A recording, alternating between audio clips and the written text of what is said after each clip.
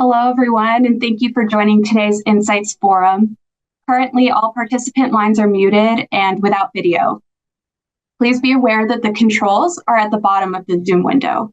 This control bar may disappear when it is not in use. If you prefer to prevent the controls from hiding automatically, you can use the following keyboard shortcut to change the settings to always show meeting control.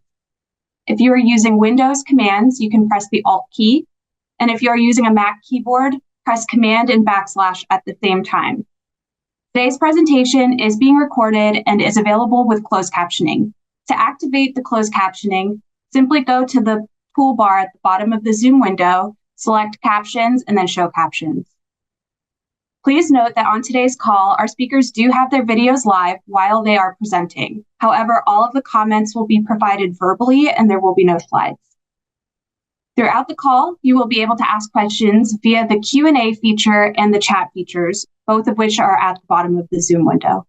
We will address these questions towards the end of the call. If we do not get to your question live, we will follow up over the next few weeks, so please make sure to include your name in your question. You can also submit a question by sending an email to info@fightingblindness.org. I would now like to turn the call over to our Chief Executive Officer, Jason Menzo. Jason? All right. Well, thank you very much, Amanda, and good afternoon, everyone. Thank you for joining us today. We're very pleased to invite you to our quarterly Insights Forum webcast. As you know, we use these forums to provide updates on strategic initiatives here at the Foundation Fighting Blindness, and also to share research and development progress from across the broader landscape. As is usually the case, we have a very full agenda for today's forum. First, I'm going to get things started with a status update on our progress in developing our next 5-year science strategic plan. And then following that, I'm going to be introducing Mr. Jeff Kloss, who is our new Chief Strategy and Innovation Officer here at the Foundation. And he's going to share a little bit about his background and perspectives on how we can strengthen community connections to support future plans and growth for the Foundation.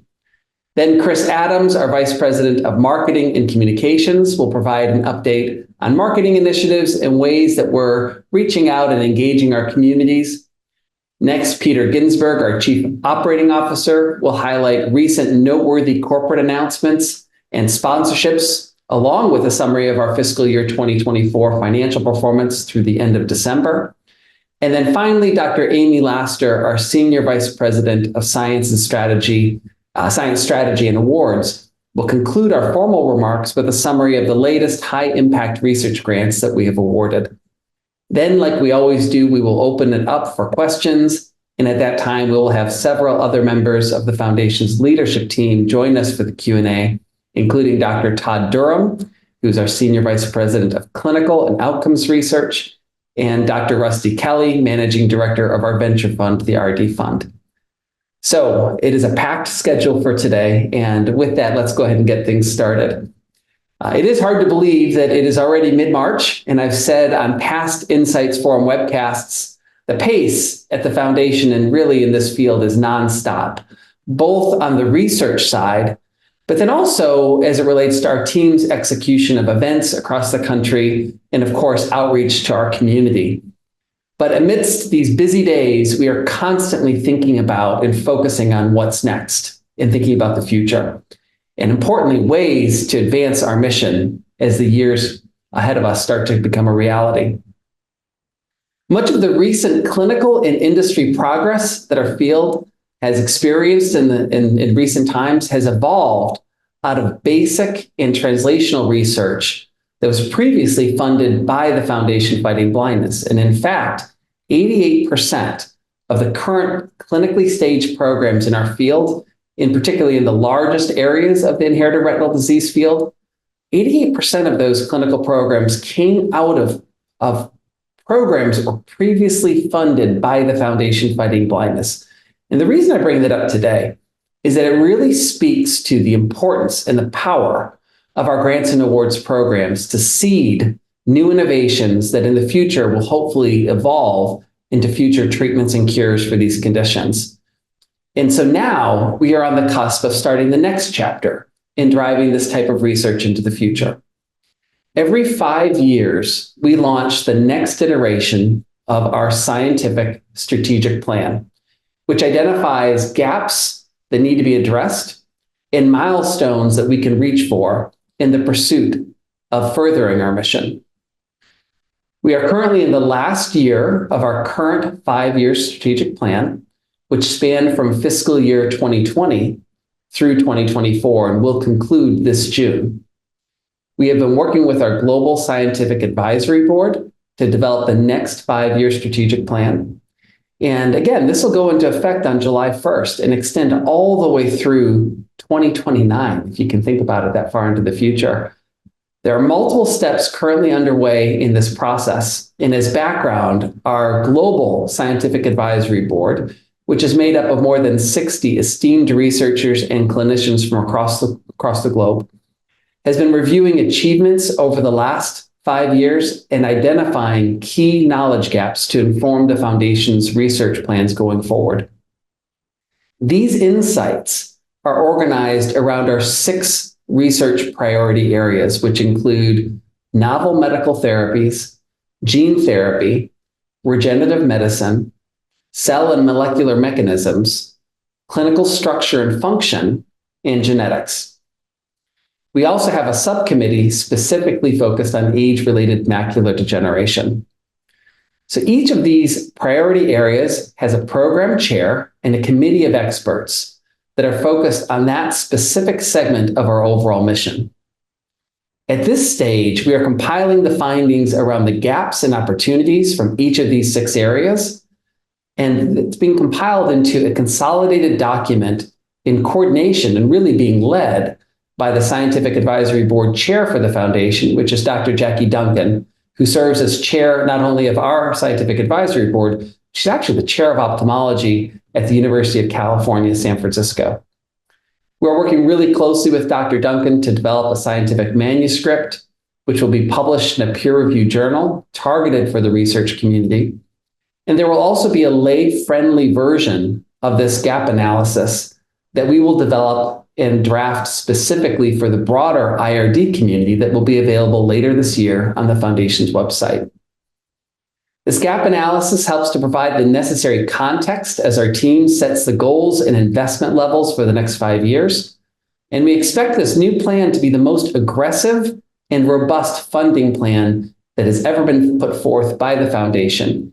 And it will include specific strategies and goals across our broad range of initiatives, including our grants and awards programs, our clinical studies, our genetic testing program, My Retina Tracker patient registry, and importantly, the RD fund, our venture fund, which, as you know, is making huge impact on our ability to advance our mission through investments into companies doing the work that are either near or in the clinic. The culmination of this process will come together later this year with the rollout of our new 5-year science strategic plan. And I look forward to sharing more details with all of you on a future Insights Forum call as we progress towards the launching of this new plan. Now, you may be wondering, how are we going to fund this new plan? It's great to have a plan, but you need the money to be able to fund it. And to that end, we determined that a near-term priority for us was to create a new role at the leadership team, at the executive leadership team here at the Foundation, focused specifically on developing new strategies and innovations around our fundraising capabilities. And in November of this past year, I was thrilled to have Mr. Jeff Kloss join the Foundation as Chief Strategy and Innovation Officer. And you're going to learn in just a minute, he's a great guy. He brings a lot of talent and experience to our leadership team. He's a seasoned healthcare and technology non-for-profit leader with an entrepreneurial spirit and a commitment to leveraging technology and innovation to drive social impact and revenue growth. Here at the Foundation, Jeff leads the departments of development, chapters, events, and marketing and communications. And he has gotten up to speed very quickly and is already making significant contributions and impact in positioning our organization for future success. So I'm anxious for you all to meet Jeff and learn more about him. So now let me turn the call over to Jeff so you can hear from him directly.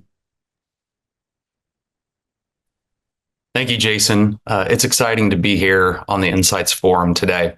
I'm incredibly humbled and grateful to be part of this team at the Foundation Fighting Blindness, helping to lead our organization in critical areas moving forward.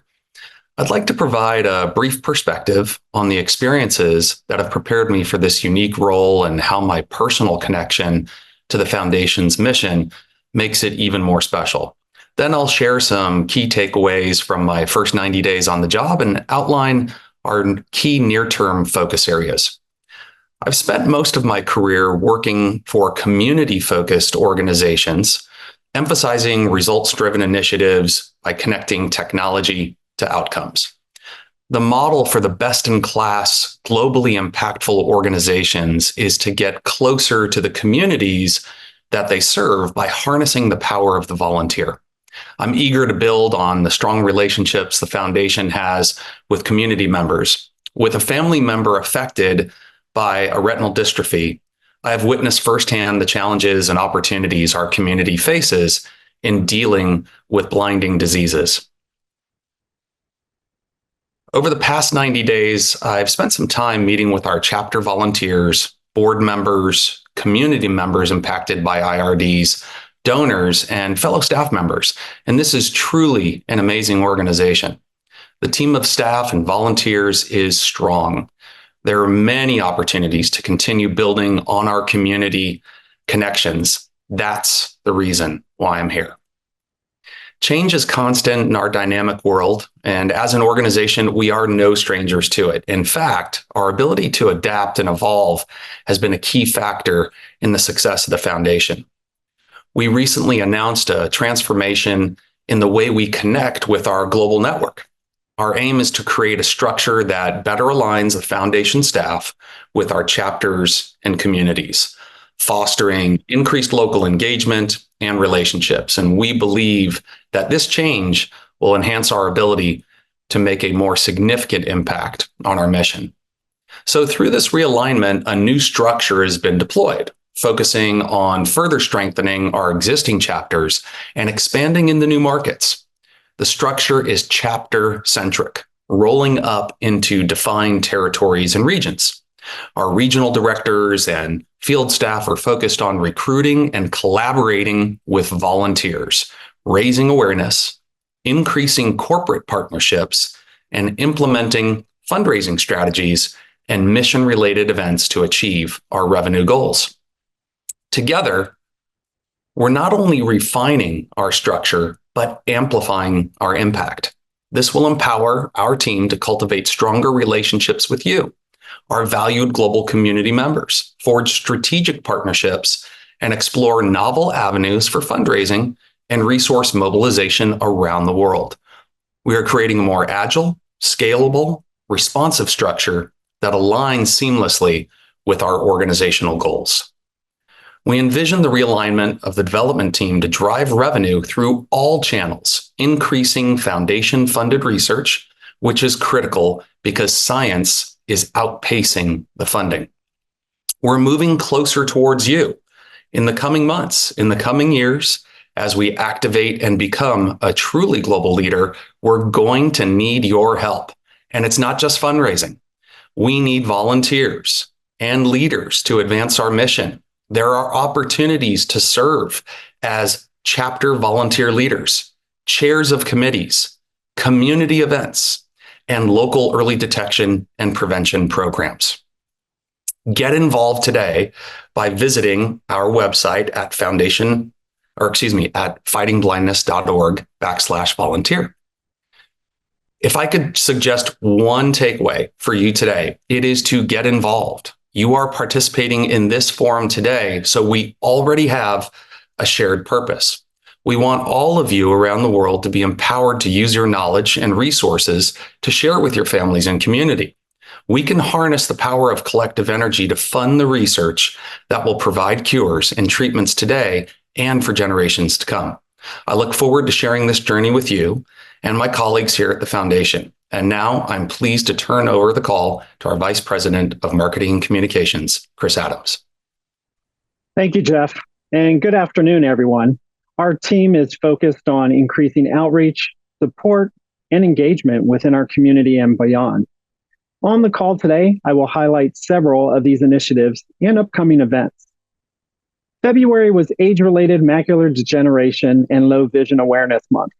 The goal of our month-long campaign was to raise awareness and garner community engagement by providing educational content for our followers to share. We partnered with several content creators to develop a video series called Low Vision Tool of the Week. Each week, we highlighted a new tool or feature, including the Roboca app, Sam Seavey's The Blind Life, Oko app, and Accutech Bioptics. To honor International Day of Women and Girls in Science, Dr. Esther Biswas-Fiss, a professor and chair of the Department of Medical and Molecular Sciences at the University of Delaware, was featured in a recent Inspiring Beacon Story video, sponsored by Johnson & Johnson. Last year, Dr. Biswas-Fiss received one of the Foundation's Individual Investigator Research Awards for her work in deciphering the impact of ABCA4 genetic variants in inherited retinal disease prognosis. Definitely check out this Beacon story and many others in the Stories and Resource section of our website. We also hosted our second annual 29-mile walk, run Facebook challenge, in which community members walked or ran 29 miles in the month of February to raise awareness for the Foundation. And speaking of walking, this spring, we will host 20 vision walks in communities across the country. These fun, family-friendly events bring together hundreds of teams and thousands of walkers as we step towards treatments and cures for blinding retinal diseases. We kicked off our spring event season with our walk in Phoenix, Arizona on Saturday, February 24th. The event raised nearly $100,000 and raised more than $100,000 and attracted more than 500 walkers. To learn more about our Vision Walk program, visit visionwalk.org. In addition to the walks, we also have many special fundraising events throughout the year taking place across the country. These events, which are led by our many dedicated volunteers, provide a meaningful source of funds and community engagement. For example, the St. Louis Night for Sight Gala will be held on April 25th at Grants Farm, and our annual New York City Night for Sight Gala will take place on May 9th at the Lighthouse at Chelsea Piers in Manhattan. The gala celebrates beacons of the fashion, food, and finance industries, as well as the blindness community. At this year's event, the prestigious Visionary Award will go to Stephen Rappaport, CEO of LeMay America, and Noah Katz, President and CEO of PSK Supermarkets. Tickets and sponsorship opportunities are still available. You can learn more about all the upcoming events by visiting the Foundation's website at www.fightingblindness.org and navigating to the Foundation Events tab at the top of the homepage. Our marquee event this year is Vision 2024, the National Conference of the Foundation Fighting Blindness, which will be held on June 22nd to the 23rd at the Marriott Magnificent Mile in Chicago. The conference provides an excellent opportunity to connect with others from the blind and low vision community and learn about the latest research advancements, products, and services for members of our community. And we are so excited to share that our keynote speaker will be Samara Latif, accessibility leader at Procter & Gamble. Samara, who also goes by Sam, is P&G's first company accessibility leader. She and her team are responsible for driving forward innovation to make the company's more than 65 brands inclusive and accessible for people around the globe who experience some form of disability. Sam was born with retinitis pigmentosa, and by the age of 16, she lost 97% of her sight. Sam will share her inspiring story of overcoming blindness, dealing with rejection, forging a successful career, and working to make a world that is more inclusive for all. This conference is going to be packed full of outstanding sessions, including Sam's keynote speech, and there will be many opportunities to network. You can view the schedule of events, the special speakers, register, and reserve a hotel room by visiting our website, fightingblindness.org, and clicking on the Vision 2024 tab on the top right of the homepage. We encourage for you to sign up now and join us in Chicago in June. I'm now pleased to turn the program over to Peter Ginsberg, our Chief Operating Officer. Peter. Well, thank you, Chris. I'd like to begin our funding and financial summary today by recognizing our corporate sponsors providing key support for important foundation initiatives. We're excited to announce a new relationship with Amgen, the largest biotech company in the world. Amgen markets the thyroid eye disease drug Tepezza, and Amgen really values the breadth of our network of nearly 50 volunteer-led chapters, and it's providing broad support as a Vision Walks and outreach sponsor. We're very grateful for Amgen's commitment and involvement in supporting the foundation, and we look forward to a very long and fruitful relationship with Amgen. We also have tremendous corporate support for events that the foundation hosts throughout the year. We'd like to recognize Atsena Therapeutics and Johnson & Johnson for their lead sponsorship of our annual Investing in Cures Summit, which the Foundation and RD Fund hosted earlier this month. This event featured presentations by the world's leading innovators in our field and was a fantastic event. In addition, we have a strong lineup of corporate sponsors supporting our upcoming Retinal Cell and Gene Therapy Innovation Summit. And those sponsors are led by J&J and Spark. We're continuing to add sponsors, and we welcome outreach from interested organizations. This Innovation Summit, which is co-hosted by the Foundation and the Casey Eye Institute of Oregon Health and Science University on May 3rd in Seattle, occurs just before the major annual ARVO meeting. And at our summit, representatives from biotech and pharma industries come together with members of the clinical and scientific communities to discuss rapidly emerging therapies and strategize how to move the most advanced retinal disease therapy options forward. And that event is coming up in May, but I'm told it's already sold out. This is just a great event that brings the top research together in one place in early May. As Chris mentioned, our major community member-focused event is Visions 2024, and that will take place in June with a packed agenda of educational, inspirational, and networking sessions. This event is made possible through the valuable support of participants and sponsors, including lead sponsors J&J and Alkeus. I also want to note a number of other companies sponsoring these foundation events, including Annexon, Apellis, Mira GTX, Nacuity, Occupire, Restore Vision, Rhythm Pharmaceuticals, Sparing Vision, Two Blind Brothers, Roboca, and Phildome. So we really appreciate their support. I'd like to next provide our quarterly financial update. The foundation operates on a fiscal year that runs from July to June, so we've now passed halfway through our fiscal year 2024. And for the first 6 months of the year through December 31st, our unrestricted fundraising revenue was $16.2 million against operating expenses of $9 million for a net fundraising surplus of $7.2 million. And that places us on track for our fiscal 2024 budget, in which we're targeting $13.4 million in net fundraising surplus to support the new research funding that's so important to our community. I'd like to conclude my remarks today by highlighting several noteworthy recent corporate developments moving forward new therapeutics for these blinding retinal diseases. First, Laboratoire Theia, which is a leading European developer of eye care products, completed the acquisition from ProCure Therapeutics of 2 emerging antisense treatments for inherited retinal diseases. These emerging therapies for LCA10 and USH2A provide hope for preserving and restoring vision for patients. And the RD Fund, which is our venture philanthropy arm, invested in the development of the USH2A program and supported ProCure's effort to find a buyer for both of its ophthalmic assets. We look forward to future updates from Theia as it continues clinical development of these 2 important programs.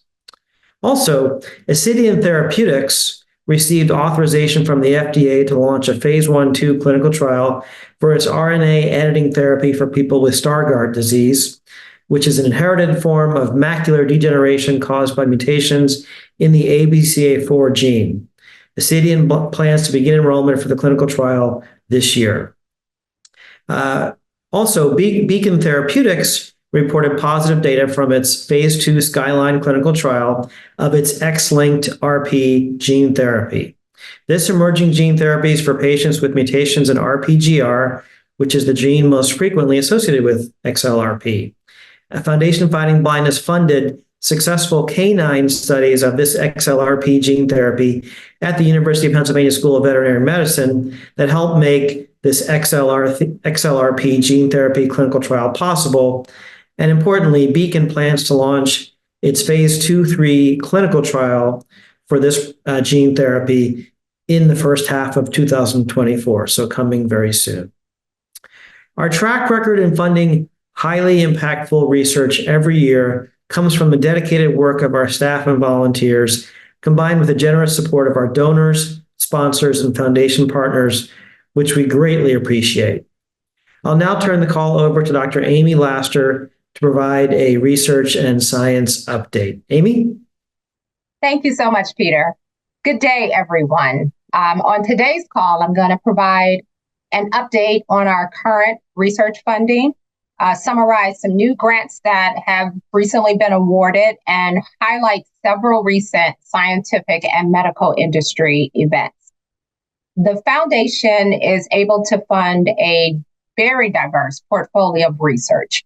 This includes basic science and emergent therapies to address the entire spectrum of inherited retinal diseases and dry AMD for all patients affected, no matter what specific gene mutation is causing their disease or the severity of their vision loss. We're currently funding 93 active grants, which are conducted by 96 researchers at 71 institutions, eye hospitals, and universities across the world. Now, based on a rigorous review by our Executive Scientific Advisory Board, we awarded 3 new clinical research fellowship awards for 2024. These include Dr. Kirk Stevenson at Hospital for Sick Children in Toronto, who will study the natural history of vision change in PRPF31-related autosomal dominant RP patients. Dr. Kirill Zalowski at Massachusetts Eye and Ear will use genetic data and health records from volunteer biobanks to better understand the link between genotype and phenotype in dominant pathogenic variants that's associated with inherited retinal diseases. And third, Dr. Ahmad Al-Mujahid, also at Massachusetts Eye and Ear, will investigate the genetics of cystoid macular edema in RP patients. And this is to determine whether there's a relationship between that condition and different genetic causes of RP. And if so, what's the impact on response to treatment for cystoid macular edema? In addition to these, we recently announced a new Enhanced Career Development Award, which is given to mid-career clinician scientists. The recipient is Dr. Ajoy Vincent from Hospital for Sick Children, Toronto. He is leveraging a gene discovery from an earlier foundation award that resulted in the creation of a new mouse model for a hereditary macular dystrophy. So he's going to follow disease progression in this model to really understand the disease mechanism, and then to follow a treatment approach using different dietary supplements to improve retinal health and prevent or slow disease progression. These grants are only the first of many awards the foundation will make this year. We will soon announce the recipients for our inaugural PRPH2 and Associated Retinal Disease Research Science Award program, the Free Family AMD Award, and our Translational Research Acceleration Program. The translational awards are targeted to accelerate movement of particularly promising preclinical research towards the clinic. We have 5 other award categories, which are at varying stages of the application and review process. These include our Career Development Award, the Individual Investigator Research Award, the Clinical Innovation Award, the Program Project Award, and finally, the Non-Rodent Large Animal Awards. These we anticipate announcing early summer. We are honored to help fund the promising research that's taking place globally, and we're very grateful for your support that makes this possible. In addition to funding research, the Foundation takes a leadership role in conducting collaborative events that will help move our field forward. There were two recent prime examples of community events sponsored by the Foundation. First, earlier this month, we convened a virtually externally led patient-focused drug development meeting on dry AMD. This meeting enabled patients living with dry AMD and caregivers to share their personal journey in a live discussion with drug developers, researchers, regulators, as well as healthcare policymakers and payers. The takeaways from this type of meeting are to inform clinical trial design and benefit risk decision making for evaluating and approving treatments for dry AMD. This event was made possible through the support of Apellis, Astellas, and Novartis as presenting sponsors. Last month, the Stargardt Summit was hosted by the Foundation Fighting Blindness, along with Prevent Blindness, the Carroll Center for the Blind, and the Blind Life.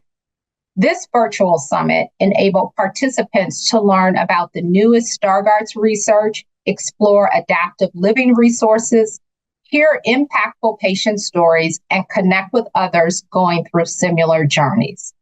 Both of these events are now available for replay on the Foundation website, so I encourage you to check them out. With that, I will now hand the program back to Jason. Well, thank you so much, Amy. And before we transition into the Q&A session, which will start here in just a moment, I do want to highlight one additional very important recent development.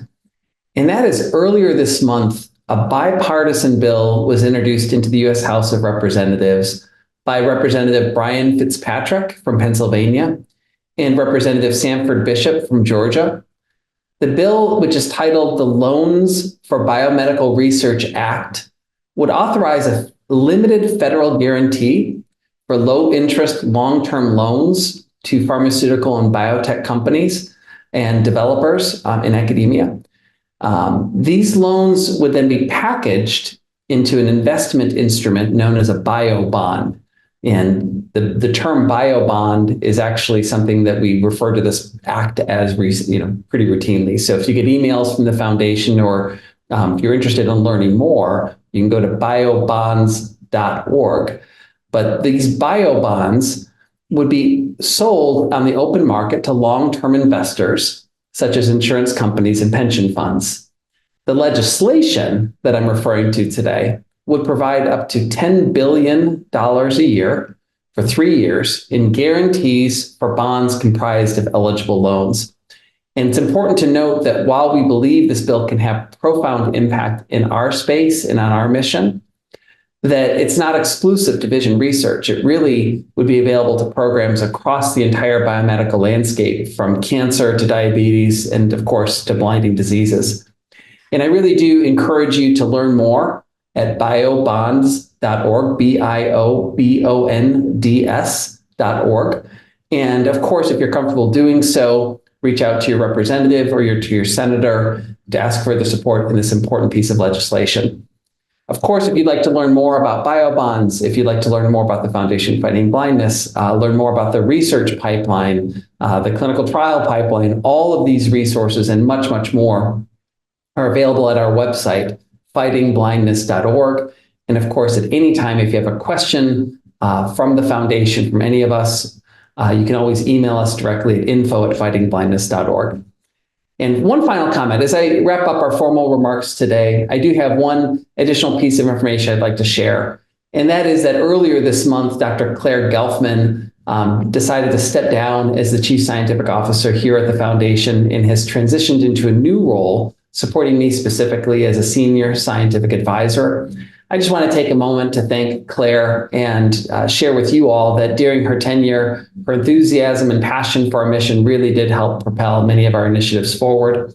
I'm grateful for her dedication and really especially for the relationships that she's cultivated with so many of you, the members of our community. I have begun the process of identifying a successor, and we'll share progress on that as appropriate with you on these calls. And in the interim, I'm working really closely with our very, very strong science team who will continue the valuable work towards our mission. And now with that, we are ready to shift and open up the call to questions, which is terrific because it's 1:35 here on the East Coast, and usually we're up against the clock. So we've got 25 minutes today for questions, which is terrific. And we've already had a dozen or so questions already chatted in, and we'll get to as many of them as we can. Amanda, let me ask you to please reiterate how to ask questions for our guests here today. Yeah, of course. Thanks, Jason. There are several methods that you can use to ask questions. You can submit them through the Q&A or chat function, both of which are at the bottom of your Zoom screen. And please do make sure that you include your name so that we can follow up afterwards. You can also send an email to info@fightingblindness.org, and we will follow up in the next week or so. Very good. Well, thank you. Can I invite my colleagues? So Chris, Amy, Jeff, Rusty, Peter, Todd, please come off mute. Please turn your cameras on, and we'll go ahead and start with the Q&A session. I'm going to actually address the first question to you, Rusty.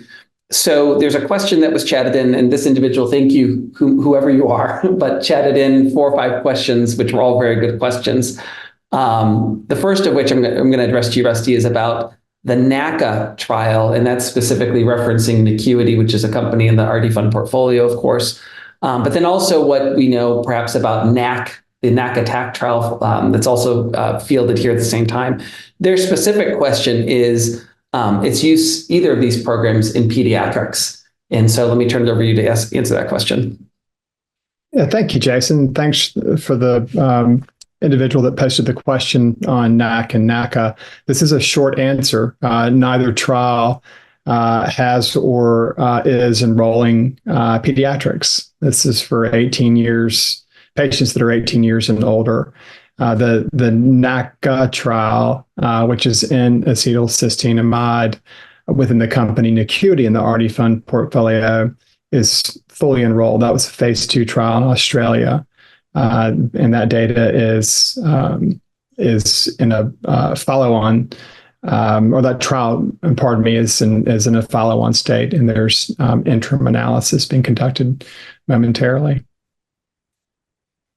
Very good. Thank you, Rusty. And there's a number of questions I'm going to come to you with, Rusty, over the course of the next few minutes. But let me go to Amy next. And Amy, let me ask you about, I think this is a little bit dated, but there was a period of time, maybe 10 or so years ago, where there was some questions around the use of hyperbaric oxygen therapy chambers to stop or slow RP. Maybe you can speak to that, Amy. Yeah, thank you. There was a study, again, as you said, it was about 15 years ago, where researchers tried to assess the role and usefulness of this particular therapy on rescuing photoreceptors or preserving vision. However, the evidence regarding the impact of this therapy and RP, it's really still conflicting, and there hasn't been additional studies to really understand the effectiveness in real world clinical practice. So what I will say is consult with your healthcare professional for any personalized medical advice. It's really important to note that while this particular study provided some insight, it's not conclusive to prove that this particular therapy is appropriate for RP, and everyone's individual health situation is really unique. And so even what works for one person may not work for another. Thank you, Amy. I'm going to come to you, Peter Ginsburg, next, which is, it's kind of interesting because this is a science-related question, and you are Chief Operating Officer, but in many ways you wear so many hats. Peter, you've been really involved in our interactions with a new agency within the federal government called ARPA-H. And this question is around any studies or trials on the advancements regarding either retinal transplantation or perhaps even eye transplant. And of course, we know that is the primary focus of a program within ARPA-H called the whole eye transplant. So Peter, maybe you could just briefly speak to the program and ARPA-H as a whole. Sure, Jason. And background here is the foundation has long been focused on whole eye transplant as a potential solution to improve or restore vision in individuals affected by retinal diseases. There is a new research funding agency, as Jason noted, called ARPA-H. ARPA-H stands for Advanced Research Projects Agency for Health. And ARPA-H is funding a very large new program focused on the development of whole eye transplantation to ultimately restore vision in affected individuals. The technologies in this arena are still fairly early stage, but the ARPA-H program, the goal is to bring new opportunities through whole eye transplant to the community in 6 years. It's a very aggressive timeline, but the plan is to have a number of programs developed that might ultimately benefit patients within 6 years. So the foundation was excited to see ARPA-H having a program in this important arena. And we've built a large team of world leaders in the whole eye transplant research world to submit a proposal to ARPA-H that would play a critical role in the effort to develop whole eye transplant. We're really excited about this opportunity and hope to have additional information for you in the coming months. Great. Thank you, Peter. There's been some recent advancements in, it's somewhat similar, I guess, if you think of whole eye transplant as one strategic way to address not just conditions within inherited retinal disease, but really blinding conditions due to a variety of different causes. There's been some technology and some advancements in an adjacent field, which we call prosthetics. And Rusty, I know this is something that you've begun looking at, or we've begun looking at. It's a fast-moving field. There's quite a bit of history. There's an approved product that was in the market around this several years ago, but maybe you could share just the current state of play and what we know about prosthetics and how it's fitting into our plans in the next couple of years, Rusty.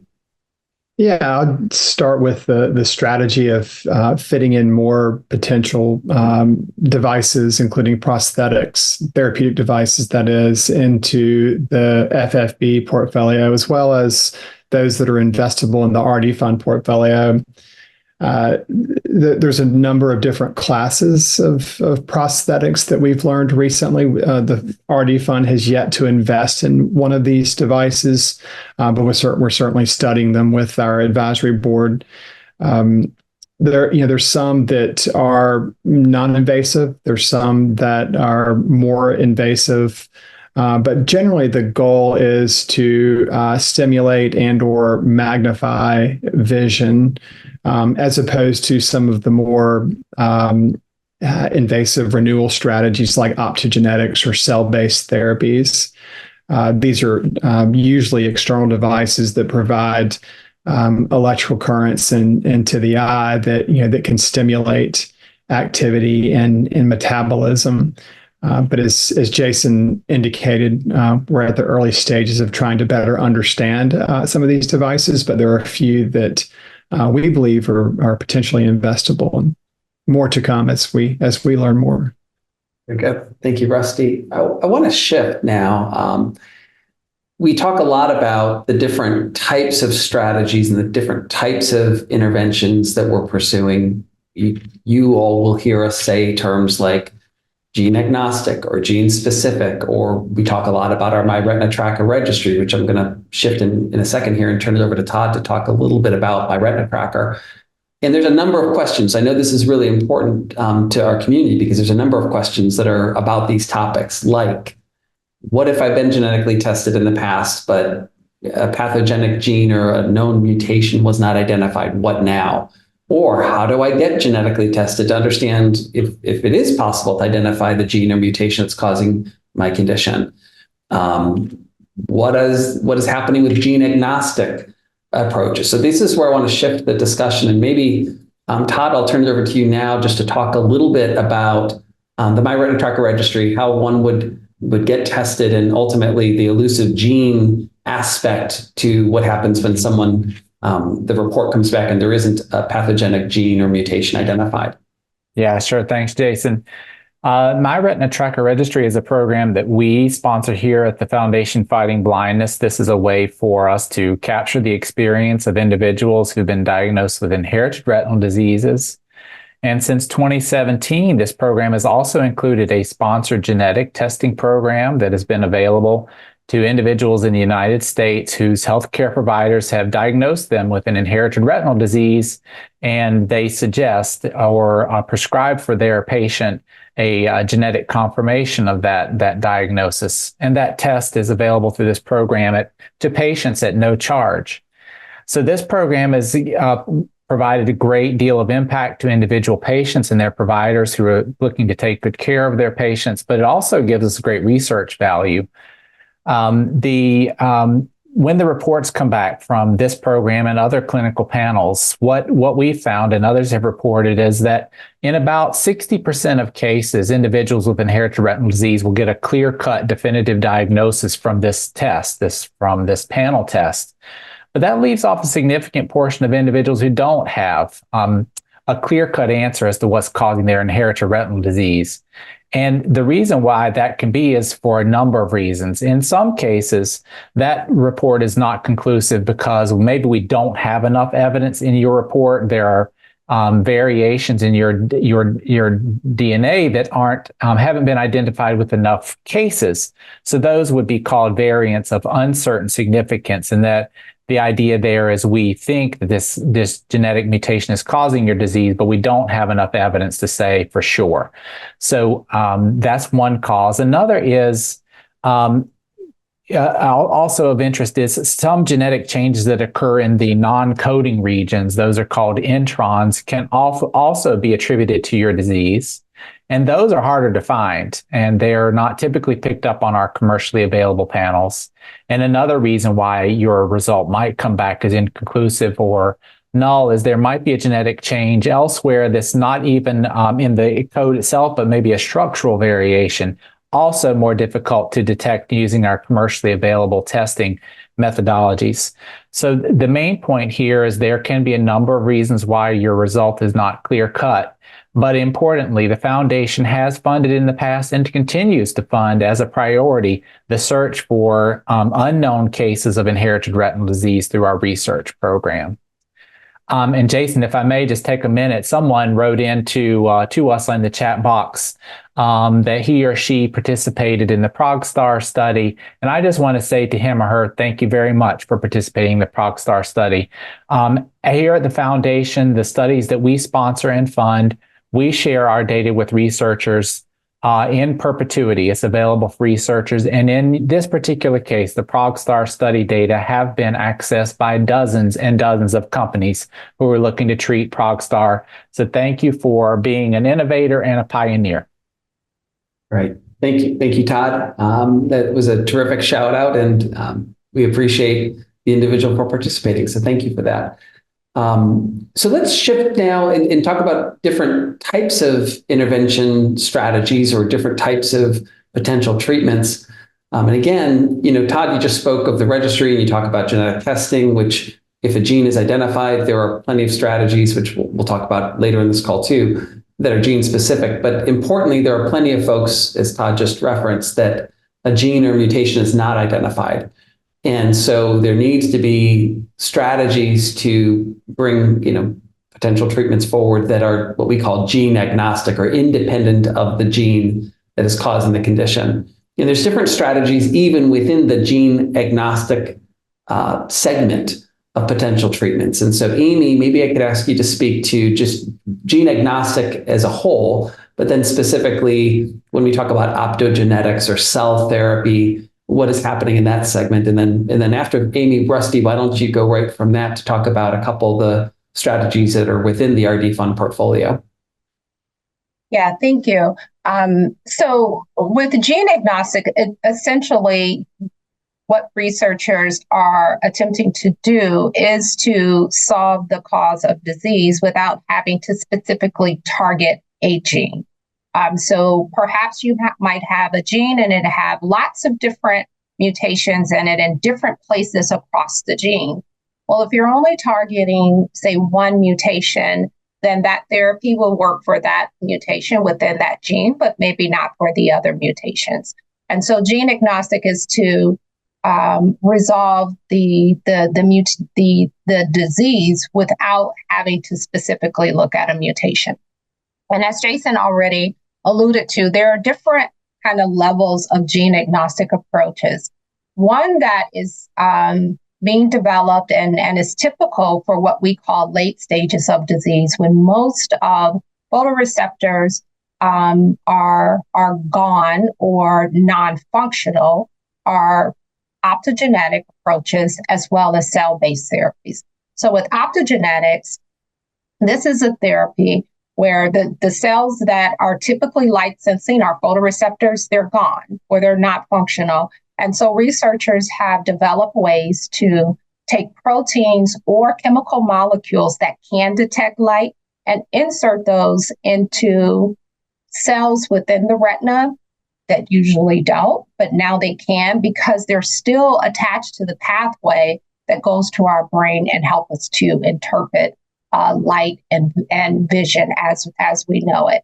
So that's one approach, what we call gene agnostic for late stages of disease. The other is cell-based therapy. And so this is really taking photoreceptor cells. So these cells can be generated from the patients by doing iPSC cells or induced pluripotent stem cells or precursor stem cells, or sometimes researchers take retinal cells and are working to convert them to photoreceptors. And so either transplanting these cells into the space of the retina where those photoreceptors have degenerated, or as I said, taking cells that are existing there and then converting them to photoreceptors. And so in both of these approaches, again, these are approaches that are really for individuals who have lost all of their photoreceptors or function. Rusty? Yeah, I think the natural transition from Amy's comments into the RD Fund portfolio are which of those gene agnostic approaches exist within the portfolio. And it's always great to start with Sparing Vision. It's the first company that the foundation, the RD Fund, invested in, and its two lead programs are both gene agnostic. One is called rod-derived cone viability factor. And this is a factor that's produced by the rods among the photoreceptors that protect the cones. This is being delivered by an AAV-based gene therapy strategy, and it more broadly applies to patients with intermediate disease, irrespective of their gene variants. They also have a follow-on program that, as Amy described, is classified as an optogenetic strategy. This referred to as GERK1, and it also targets cones in intermediate to later stage disease, but certainly the cones have to be present, so not quite fully advanced disease. We also have Nacuity. We talked about Nacuity earlier, and then the N-acetylcysteamide compound, NACA, that's being evaluated in a phase 2 Australian trial. That's also gene agnostic, and it's an antioxidant that is been shown to protect the retina from degenerating further, also irrespective of the cause of the gene cause of the disease. But that's being first evaluated in Usher disease related to RP. And the goal there is to expand the reach of indications beyond Usher. And then on the, it's I think we speak about IRDs heavily, and it's sort of the basis of the foundation, but we also cover dry AMD, and we do have a gene agnostic approach as well. And that's in a company called Invask, founded by the great Napoleon Ferrara, who discovered VEGF and subsequently developed those VEGF therapies for wet AMD. But this is a vascular mechanism that's being applied to dry AMD, and it's also gene agnostic. Very good. Thank you, Rusty. So we've got about 5 minutes left. And as is always the case, I don't know, 20 questions that are in the queue. So we're not going to be able to get to all of them.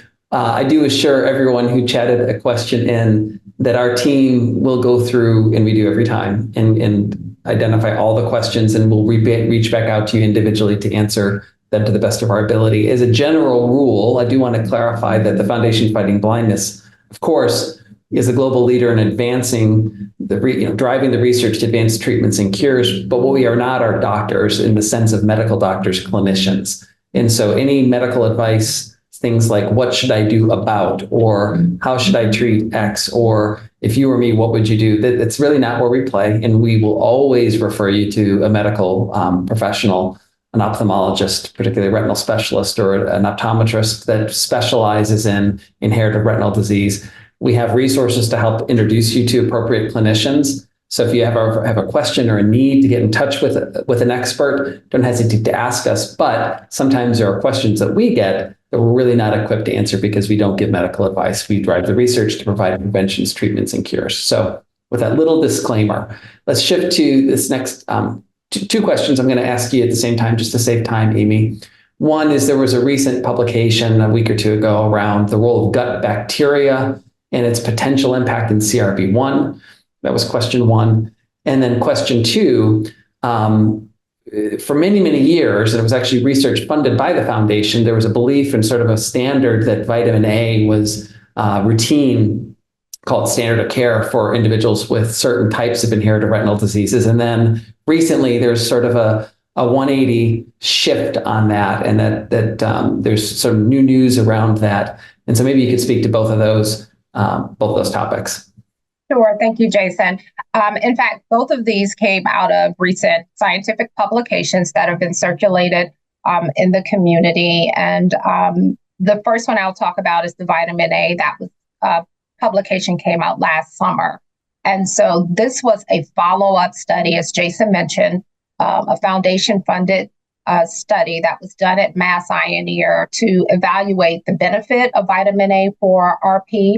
And in the study, they used the same patients, taking their blood samples as from the original study, but they've also added some additional data.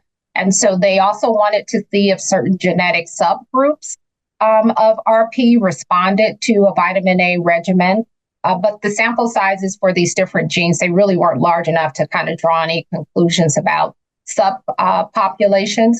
But the outcome was that vitamin A, it doesn't provide any benefit for vision.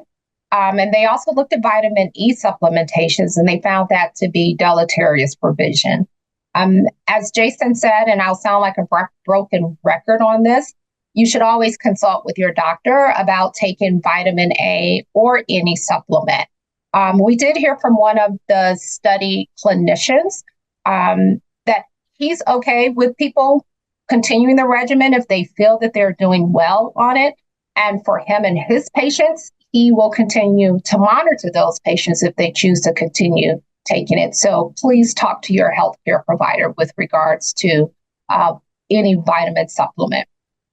The other research paper that came out more recently on CRB1 and gut bacteria, we did seek input from our scientific advisory board, and they noted that there are some issues that might affect the conclusion that the paper drew. It talks about a condition in mice where the gut, which is usually a really tight barrier, it becomes leaky and allows things to pass through that normally wouldn't. So this, along with changes in the gut's bacteria, which is what we call the microbiome, it might have some effect on how the disease progressed in mice. But the experts believe that this isn't the main reason that CRB1 disease happens. So we don't really have any evidence to suggest that what happens in mice would also happen in the humans. So it's really, really uncertain if these findings apply to people. And specifically, patients with CRB1 disease, there haven't been any kind of reports of leaky gut, but this is going to be explored further, or I should say need to be explored further. So while the paper provides some really interesting insights, it's very important to kind of take the findings with a grain of salt. And at this moment, we can't draw any definitive conclusions without the further research. And again, I'll end. Please consult with your healthcare professional for medical advice. Yeah, thanks, Jason. Thank you, Amy. And I will echo that point and also offer a resource that the foundation has. So I recognize that, everyone who's on this call, there's always so much information, whether we're talking about types of interventions or studies that we're funding or research that we're funding or investments we're making or what's happening in the community and events that are taking place, so on and so forth. There's always so much that is going on. And we're here to be a good guide and a good shepherd, I guess, if you think of it that way, in terms of how to navigate this complex arena. And I also recognize that when you're personally affected or your family members affected, it can be quite alarming and you're not exactly sure where to go.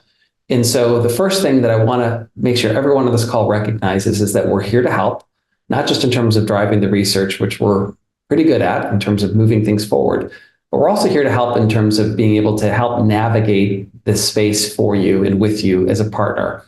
And so the first stop is always to check to see what's happening locally within your community at our website. There's a terrific Find a Chapter locator, and you can punch in your location and identify what resources exist locally.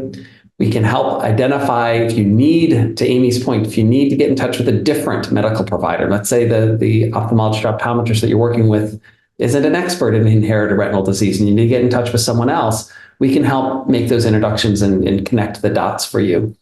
As well, there are so many clinical trials, 50 clinical trials taking place right now in our space. And we keep our website up to date with a clinical trial pipeline where you have the ability to look and locate every clinical trial that's happening by disease state, and who the sponsor is, where it's taking place, all the information. And even with all these resources, we do recognize that it can be overwhelming sometimes. And so at any time, if you want to get in touch with one of us here at the Foundation, you can always contact us directly at info@fightingblindness.org. So with that, I know we're at the top of the hour. One other thing. Sorry, someone just asked a question. What happens if I have a question outside of the inherited retinal disease space? Let's say I'm having an issue with my cornea, corneal problems or glaucoma. I would still encourage you to send us a note at info@fightingblindness.org. We're very close with many other organizations and world experts, even outside of inherited retinal disease, and we can always point you in the right direction and potentially get you on the right path. So if you have any question related to anything, and even whether it's in our space directly or maybe right next door to it, don't hesitate to reach out and we'll do everything we can to point you in the right direction. So with that, as we wrap up today's call, I really do want to just reiterate our appreciation for your participation today, your ongoing support. I really do urge you to consider the call to action that Jeff highlighted earlier in the call, which is to get involved.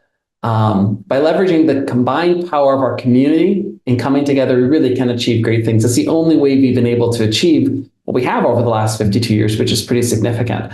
And so it's really a matter of everyone that is involved and touched by this area of the ophthalmology universe to get involved and help to play a role in advancing our mission. We definitely welcome feedback and suggestions related to this webcast or really anything about the Foundation in general. And you can reach us anytime at that email address again, which is info@fightingblindness.org. And as always, you can learn more at our website at fightingblindness.org. So I'm going to turn it over now to Chris just to wrap things up for today on the call. Thanks, Jason. We'd like to thank everyone again for joining us for today's call. And as a reminder, there will be a transcript and recording of today's call within the next week, available on our website at fightingblindness.org. And also be sure to follow us on social via Facebook, Twitter, LinkedIn, Instagram, and TikTok to stay informed on the latest news and activities from the Foundation. You can like and share posts to help spread the word. And again, as Jason mentioned, if there's any information or any assistance you need, please send an email to us at info@fightingblindness.org. Thank you and have a great day.